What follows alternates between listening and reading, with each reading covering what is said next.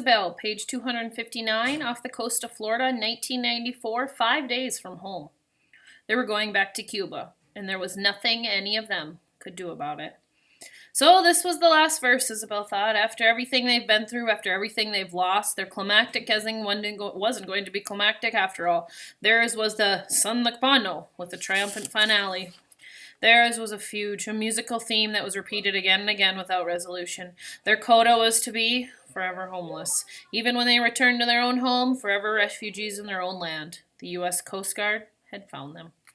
Geraldo, Ilza's mother said, but Poppy didn't answer. He sat froze with all the others as the bright white searchlight clicked on. A ship motor, a real motor attached to a real propeller, roared to life. Geraldo, Mommy said again. It started! No, he said. It's over. For all of us. They're going to take us to Guantanamo. The searchlight swung around toward them.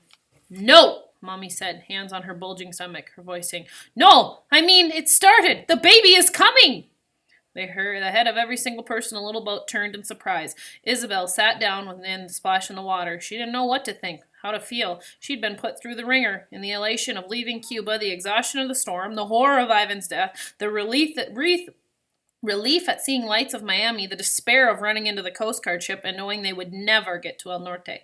And now her mother was having a baby, Isabel's baby brother. Isabel could only sit lifelessly and stare. She had nothing left to give. I'm not staying in that refuge camp at Guantanamo behind a barbed wire fence, Leto said. That's just one person, that's one trading one prison for another. I'll go back to Cuba, back to my home. Castro said he wouldn't punish anyone who tried to leave. Unless he's changed his mind again, Amara said. It was Louis who saw the Coast Guard searchlight sweep past them on the water and point somewhere else. Maybe none of us will have to go to Guantanamo, Louis said. Look, they're not after us. The Coast Guard is after someone else. Isabel watched as the searchlight found another craft on the water a few hundred meters away. It was a raft full of refugees, just like them. More Cubans? Amara asked. It doesn't matter, Senor Castillo said. Now's our chance. Paddle for shore, quickly. Isabel spared her mother a look, then grabbed a water jug carved into a scoop and started rowing as hard as she could. So did Lita, Amaro, and the Castillos. Be quiet, Lita whispered. Sound carries a long way in the water. Oh, Isabel's mother cried. Shh, Teresa, Poppy said. Don't have the baby yet. Wait till we get to Florida. Isabel's mother gritted her teeth and nodded, tears welling in her eyes. The lights of Miami got closer, but they were still so far away. Isabel glanced behind her. In the darkness, she could pick out the lights of the Coast Guard ship alongside another dark craft. Shadowy figures were moving back and forth between the two. They were taking the refugees back on board to send them to Cuba. Oh! Isabel's mother cried, her voice like a cannon shot in the quiet. Row, row, Senor Castillo whispered. They were so close. Isabel could see which hotel rooms had their lights on and which were off. Could hear bongos beating out a rhythm on the water. A rumba. The current's taking us north, Louis whispered. We're going to miss it. It doesn't matter. As long as we're standing on land, we're safe, Leto said, his voice within. We just can't be caught in the water. Row! Oh! Isabel's mother screamed, her voice booming. Bleep! Bleep!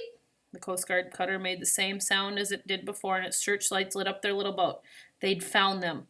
No! Isabel's mother sobbed. No, I don't want to have my baby. I want to have my baby in El Norte. Row! Senor Castillo yelled, giving up entirely on being quiet. Behind them, the Coast Guard cutter's motor roared to life. Isabel churned at the water, bending her flimsy juggle paddle in desperation. Tears streamed down her face from sorrow to fear to exhaustion. She didn't know. All she knew is they were just still too far from shore. The Coast Guard ship was going to catch them before they reached Miami. Mahood, page 263, Hungary, 2015, 16 days from home. Sirens. Soldiers shouting through bullhorns. Screams. Explosions. Mahood was barely aware of everything that was happening around him. He lay on the ground, curled into a ball, trying desperately to draw a breath that would not come. His eyes felt like the bees had stung them, and his nose was streaming cauldron of burning chemicals. He made a choking, gurgling sound that was somewhere between a shriek and a whimper. After everything, he was going to die here, on the border between Serbia and Hungary. Rough hands pulled Mahood from the ground and dragged him away, his sneakers twisting and scraping on the dirt road. He still couldn't see a thing, couldn't force his eyes to open, but he felt his chest beginning to work again, the barest tendrils of air reaching his lungs. He drank the air in greedily. Then he was thrown to the ground, and someone pulled his hands behind him and tied them together with a thin piece of plastic. It clinched painfully tight. Mahood was lifted again and rolled onto the flat metal bed of a truck. He lay there, still gasping for breath. The plastic zip tie cutting angrily into his wrists as more people were tossed into the truck beside him. Then Mahood heard the truck door slam and the engine start, and they were moving. Mahood's breathing finally came back to something like normal, and he was able to sit up and open his bleary eyes. There were no windows in the van, and it was dark. But Mahood was able to see the other 9 men with him, all of them red-eyed and crying and coughing from the tear gas, and all of them handcuffed with zip ties, including Mahood's father. "Dad!" Mahood cried. He worked his way across the floor, bouncing Van. His knees fell into his father. They put their heads together. "Where are Mom and Waleed?" Mahood asked. "I don't know. I lost him in the chaos," Dad said. His eyes were red-ringed and his face was wet from tears and snot. He looked terrible, and Mahood realized he might just look as bad. Mahood thought the van would stop soon, but it drove on and on. "Where do you think we're going?" Mahood asked. "I don't know. I can't reach my phone," Dad said. "But we've been in this van for a long time. Maybe they're taking us to Austria." "No," one of the other men said. "They're taking us to prison." "Prison? For what?" Mahood wondered. "We're just refugees. We haven't done anything wrong." The van stopped, and Mahood and the other refugees were unloaded into a building one of the soldiers called the Immigration Detention Center. But Mahood could tell it was really a prison. It was a long, single-story building with a barbed wire fence surrounding it, guarded by the Hungarian soldiers with automatic rifles. A soldier cut a zip tie off Mahood's wrist. Mahood expected the relief to be instant, but instead his hands went from numb to fire, like tingling needles he felt in his legs after it fell asleep, times 1,000. He cried out in pain, hands shaking, as he and his father were hurried into a cell with a cinder block walls on 3 sides and metal bars on the front. 8 of the other men were pushed inside with them, and up and down the hall more prison cells were filling with refugees.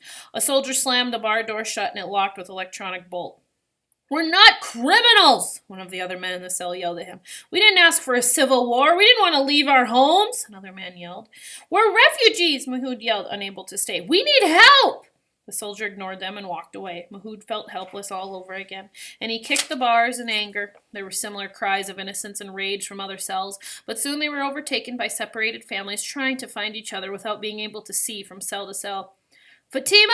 Waleed!" Mahood's father called out, and Mahood yelled the names with him, but if his mother and brother were here, they didn't answer. "We'll find them," Dad assured Mahood.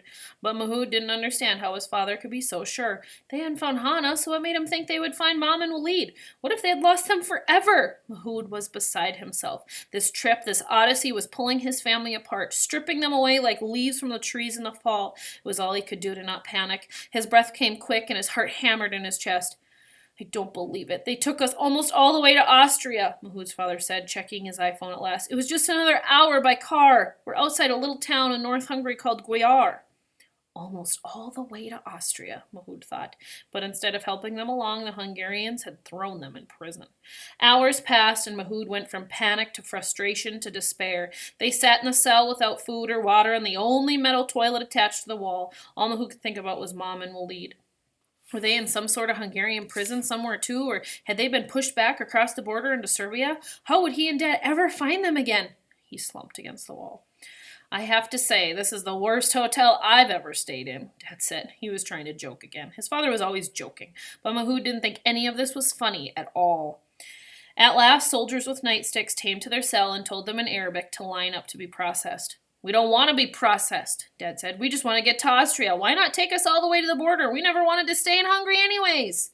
The soldier whacked him in the back with his nightstick, and Mahood's father collapsed. "We don't want your filth here either," the guard yelled in Arabic. "You're all parasites." He kicked Mahood's father in the back, and another soldier hit Mahood's father again and again with a stick. "No!" Mahood cried. "No, stop! Stop!" Mahood begged. He couldn't bear to see this father beaten, but what could he do? "We'll do it! We'll be processed!" Mahood told the guards. This was all it took to surrender. The guards stopped beating his father and ordered everyone to line up. Mahood helped his father to his feet. Dan leaned heavily against him, needing his son for support. Together they shuffled in line along the far side of the hallway away from the cells. Men and women and children watched them with hopeful eyes as they passed, looked for their husbands and brothers and sons. And then Mahood saw them, his mother and Waleed. They were in the cell with the other women and children. "Yusuf! Mahood!" Mahood's mother cried. Fatima! Mahood's father cried with relief, and he stepped forward. Whack! A soldier clubbed Mahood's father with his nightsticks, and Dad went down again in a heap. Mahood and his mother cried at the same time. Stay in line! The soldier yelled. Mahood's mother reached for them and though through the bars. Yosef! She cried. No, Mom, don't! Mahood cried. The soldiers changed his nightsticks again against the metal bars. She retreated inside her cell. Mahood got his father up again and helped him into what the soldiers called the processing center.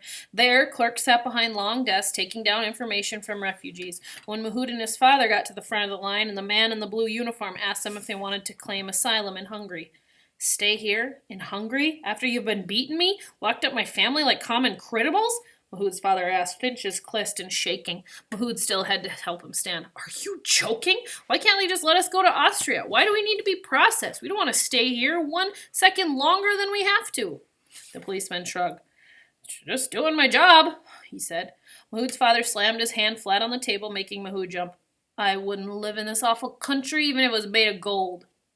The policeman filled in an answer on the form.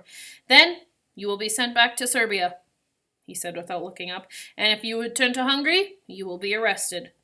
Mahood's father didn't speak again, not even to make a joke. Mahood answered the rest of the clerks' questions about their names, birthplaces, date of births, then helped his father back to the cell with the other inmates. Mahood's mother cried out for them again as they passed, but Mahood's father didn't acknowledge her, and Mahood didn't respond.